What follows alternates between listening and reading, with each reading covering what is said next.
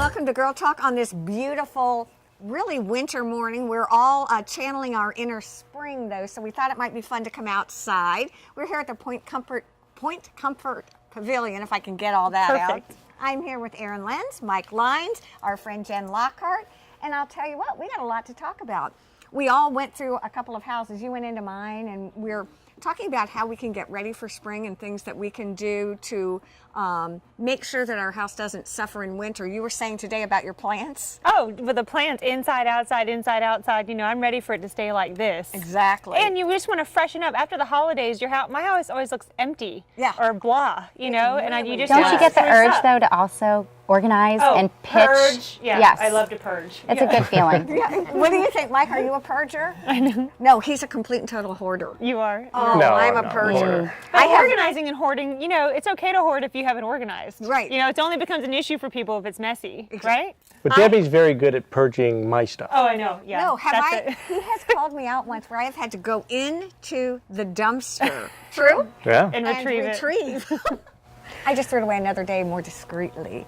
Unauthorized Exactly. purging. I have a holding cell in my attic, so when I'm urging to purge other people's property, I put it in there for about a 2-month cooling off period, and if no one notices or claims it, it's gone. That's a like good rule. That. I think that's a great idea. Then if they're like, where's my shirt? You're like, oh, it's right here. Exactly. And no one knows. Well, you know, talking about home projects, home inspections, I thought it might be fun today for Mike to talk a little bit about what a home inspection really is, who needs it, okay? And then let you guys ask about some home projects that Absolutely. you may have. Talk to us a little bit, if you will, about why home inspections are really important and some reasons we might want a home inspection that we might not think about.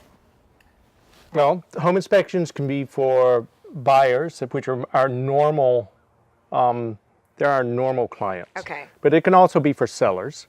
It can be for just people who want to know what their house is doing. Say you've lived in your house for 10 or 15 years, you want Okay. to know exactly what it's doing. What does that mean, what it's got- doing? Well, because houses are not static. Okay, they change with the time and they get older.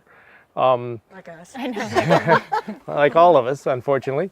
And wood will start to rot. You may have a water problem that you don't realize.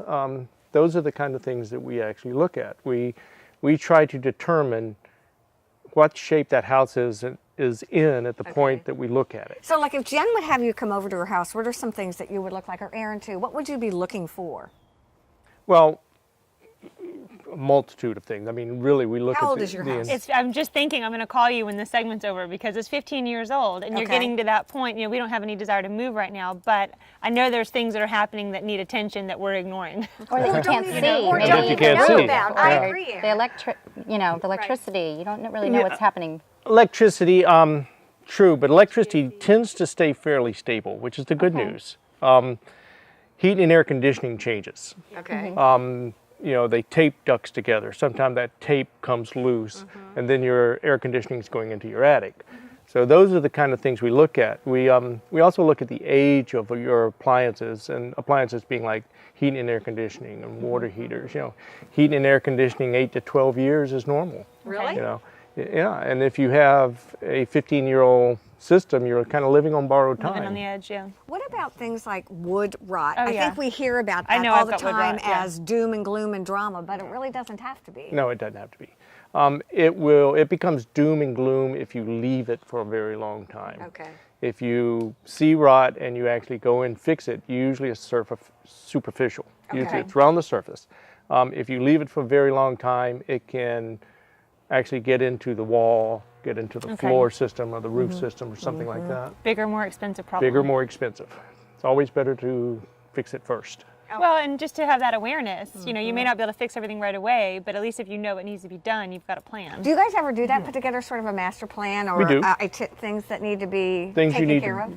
things you need to pay attention to, such as you don't see it too much now because windows have changed from wood to vinyl or metal or what fiberglass. So you don't get a lot of the old wood window problems. Okay. But people with wood windows should literally caulk and paint those windows every few years. We talked about that before. Caulking and painting is something that can really save a lot of money. It does. Mikey, thank you for joining us. Stay with us. We'll be right back here on Girl Talk. There's a whole lot more to come.